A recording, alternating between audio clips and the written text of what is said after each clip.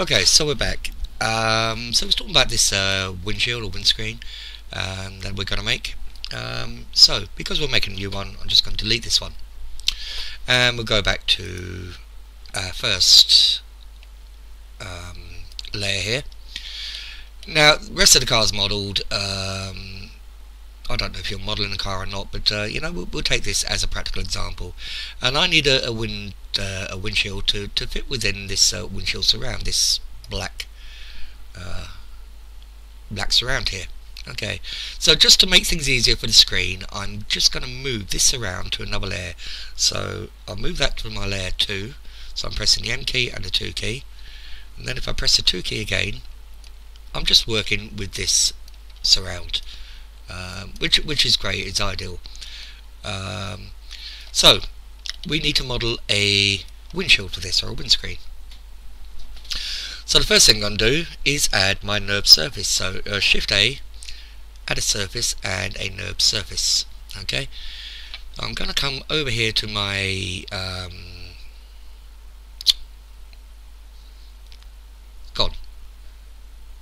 object data for the surface. Okay, and the first thing I'm going to do is increase the endpoints. Okay, so I've now got this surface which will pretty much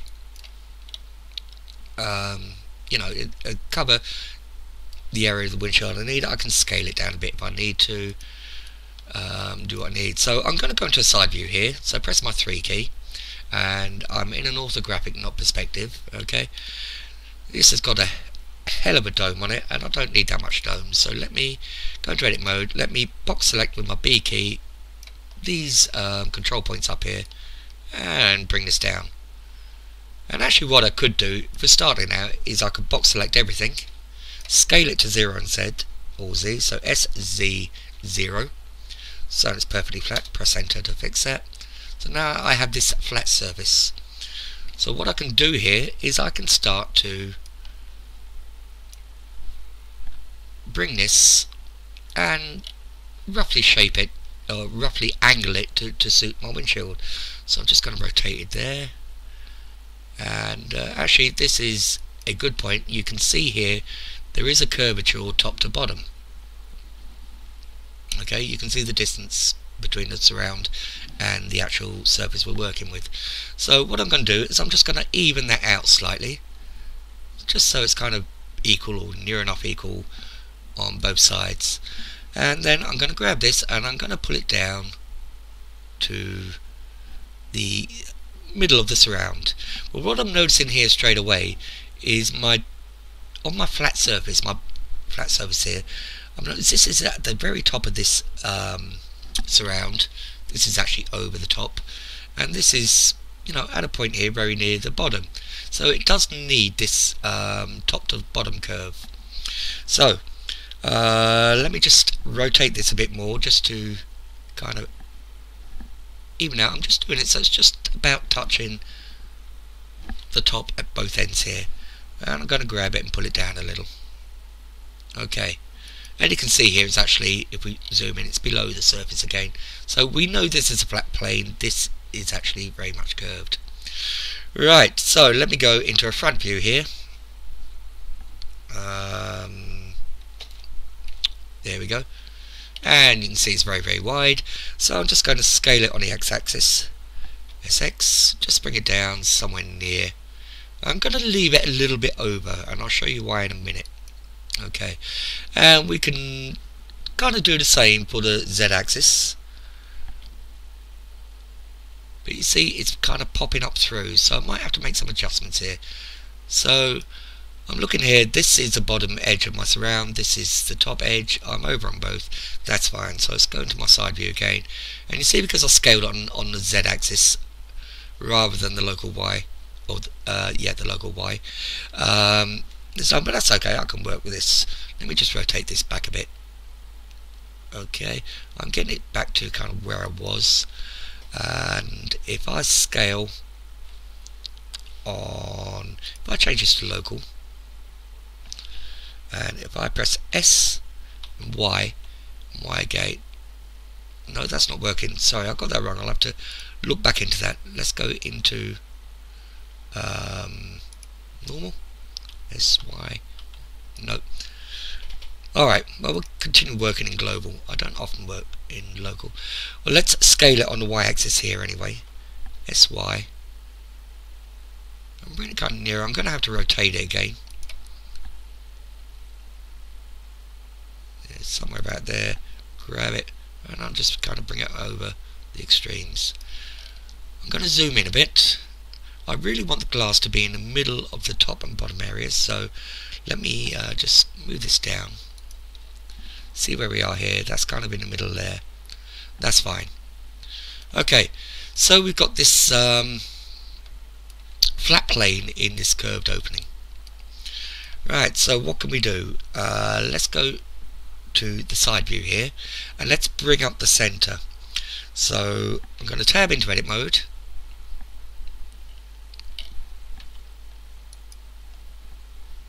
Why isn't that showing my... Oh, it is. It's because it's flat, I can't see the control points, but that's fine. So I've moved it off to the side. Let me just select these three, or these four center points. Actually, I'll need all six, so I can box select, or all eight rather. I need right the way across, and I can kind of bring these up. So I'm looking at this one. I want this to be round about the center, so that's about there. I can select this and then box select these four. Okay, I can bring this up into the center. This one's a little high, it's right on the corner up there, so let me bring this down. Now I know from experience, anyone that's known me for any length of time knows that I used to make cars in Second Life, and windshields really are the hardest pain until I learnt this method. Okay, I'm looking at this. This is quite thick here, so this is actually quite near the top, so I'm going to grab these, or box select these four control points here, and I'm going to grab them and pull them back. Now you'd be tempted to pull them back to here, but the windshield also has to come this far out, so I'm not. I'm going to bring it so it's past this point. However, I'm going to eyeball it here, so this section of the windshield is in the middle of the surround. Okay, so if we look there, we're starting to get an idea of the shape. We've got a kind of top to bottom curve, but the left to right curve, and you can see that clearly on the bottom here. Okay, it needs to have quite a bit of curvature added to it. So what am I going to do here? I'm going to go to a bottom view. If I try to go to a top or bottom view, because the windshield originally started out at a raked angle, I can't. So I'm just going to kind of eyeball it. I'm going to bring my cursor down here to the grid line, and I'm just going to kind of eyeball it up. That's actually upside down, so let's do it this way, till I'm kind of looking straight on at the windshield. Okay, so now I need to create this left to right curvature. So what I can do is I can box select all of these center ones, and I can bring this up to kind of so the windshield matches in there, but it doesn't quite match at the top. We might have got it at the bottom, but it's gone over at the top.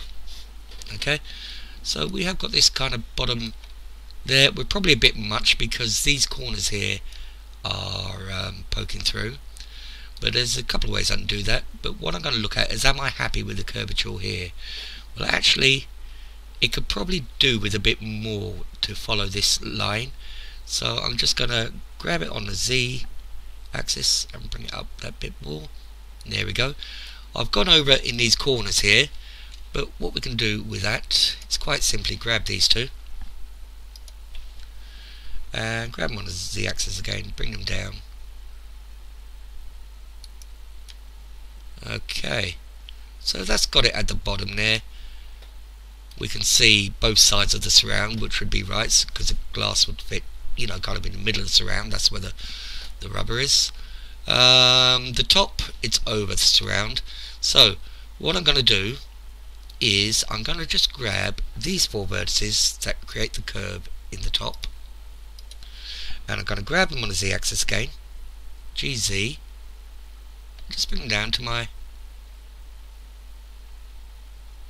windshield starts to appear. Okay, but you can see here these center two is probably a bit too low, so let me just grab these two, bring them up on the z-axis again, and now it's just a matter of eyeballing it, how it's looking. Okay, these corners are starting to lose, so let me grab these two corners, bring it down to create that harder curve towards the edge, and now I'm just kind of zooming around. That's probably a bit low, so let me grab these centers too. It's a bit low because I'm looking at the surround and it's been lost in the middle, so G on the z-axis, just bring them up a bit, and that's looking pretty good. Probably bring these outer two down a bit more because we're losing it there and we need to curve these corners down some more. So GZ, just eyeballing it there, eyeballing it underneath, and I've got good coverage all the way around. So, and I'm just swinging it round and it's looking more like a windshield shape to me. So I'm quite happy with that. Okay, now the thing I've got to decide now is the density of the mesh once I convert it to a mesh. And we've got the resolution here of 4 and 4, which will be 4, 8, 12, 12, I believe. It may be 16, my maths may be slightly out. Anyway, I'm happy with that resolution.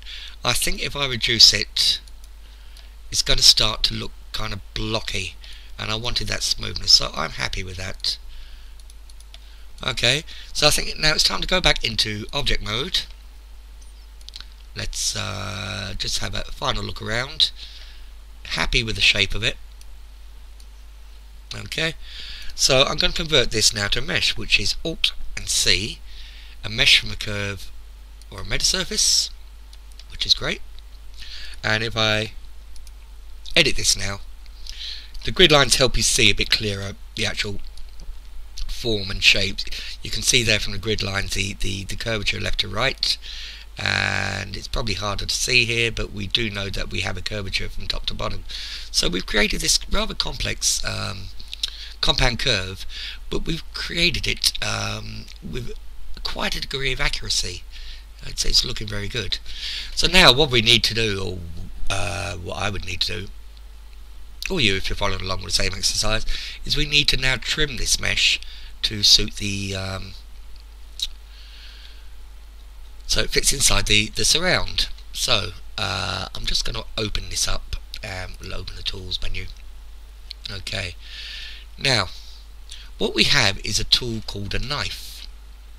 Okay, now with my mesh selected and in object mode, not in edit mode rather, not in object mode, we can use the knife tool to trim the mesh, but it's kind of hard to see under this, so I'm going to go into a wireframe view.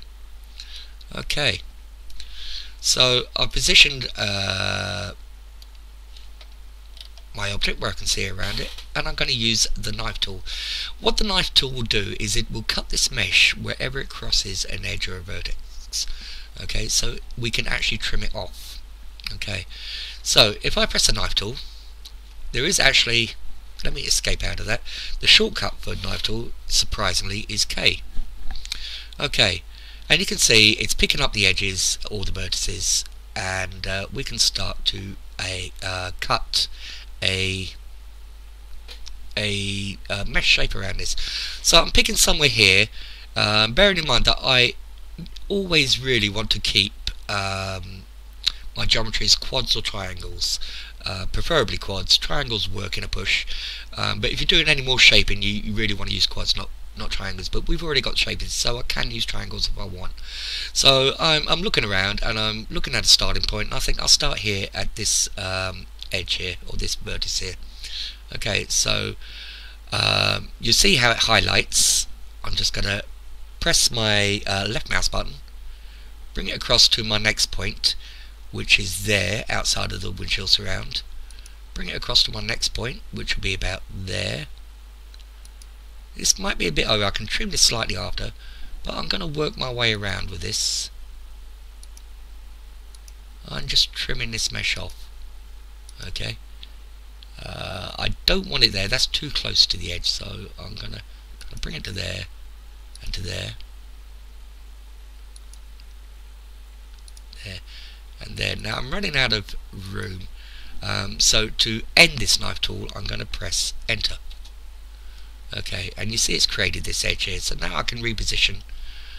I can press my K for knife again, and I can pick it up from the same point, trim that there, trim that over there, come across,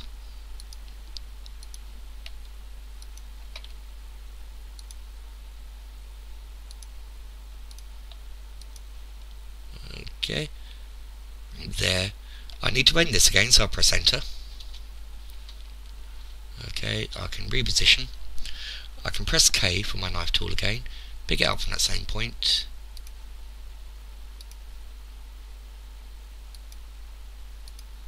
and I'm just tracing around the outside of this windshield surround to get the shape I want. There. Sounds like I'm consoling someone, doesn't it? There.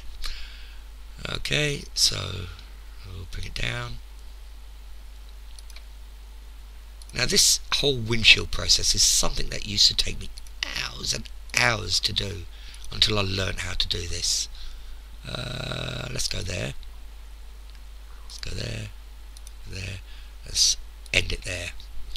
Okay, so from there I'll press enter, and now I've got this whole kind of shape. Now I believe I'm in edge select mode, which I am. If I go to vertex select, you can see where I've created all the new vertices. Now I need to trim this off. A quick way to do this would be to hide these vertices that are already selected. So if I press the H key, they're out of the way. I'm going to just use my circle select and come around and select all these outside ones.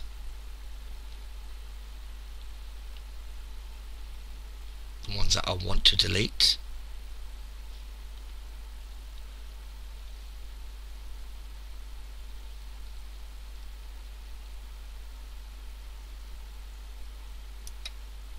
Okay, right click to drop there and X to delete them. Vertices. Now if I unhide, you can see I've got my windshield shape. So let me go back into object mode and let me go into a solid view. Okay, I'm looking around. I do have a little bit of cleanup work to do here, but that's easy done. Okay, so we may as well do that. You see I kind of deleted whatever geometry was down here. So let's go back into edit mode, select this, I'm going to shift V. What shift V will do is it will move the vertex along the connecting edge, so it will follow the edge. So shift V, and you see the yellow line follows the edge whichever way I'm going. Okay, so I'm just kind of bring that down a bit. There we go. We need to bring this one in, so shift V, just bring it in along there. Actually it's looking like it'd be better there. If I bring it along there, I'm noticing a gap opening up down here, so it might be better along this wee bit of a vertex here. Shift V, just bring it in a bit.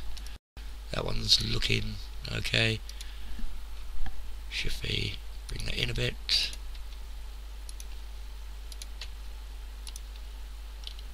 I'm just sliding these vertices along themselves.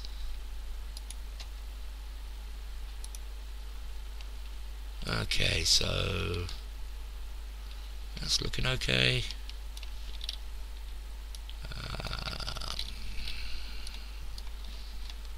Some of these can probably go in a bit.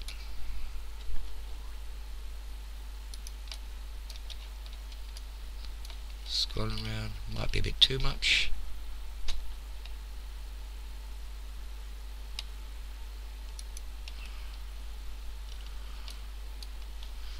It is a bit too much, and because I already shifted it, I haven't got that vertex anymore, so I'm just going to Control Z backwards a little there.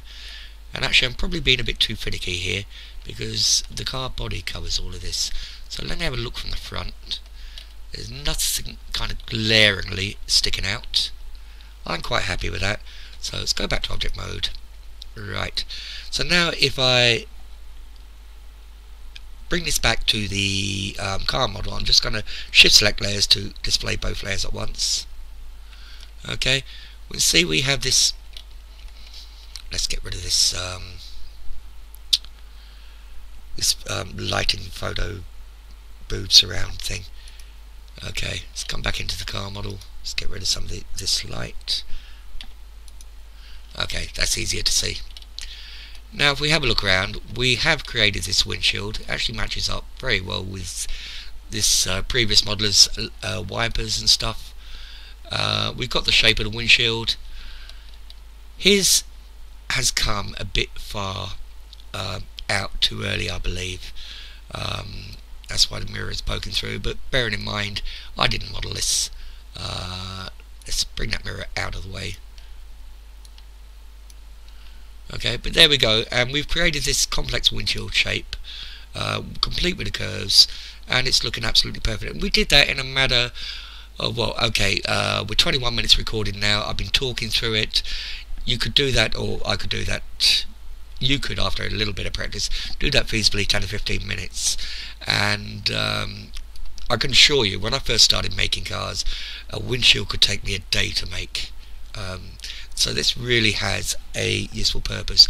You could use it for other things as well, such as some of these complex body panels, or in another entirely different type of project. But it is a very handy tool to use if you know how to use it.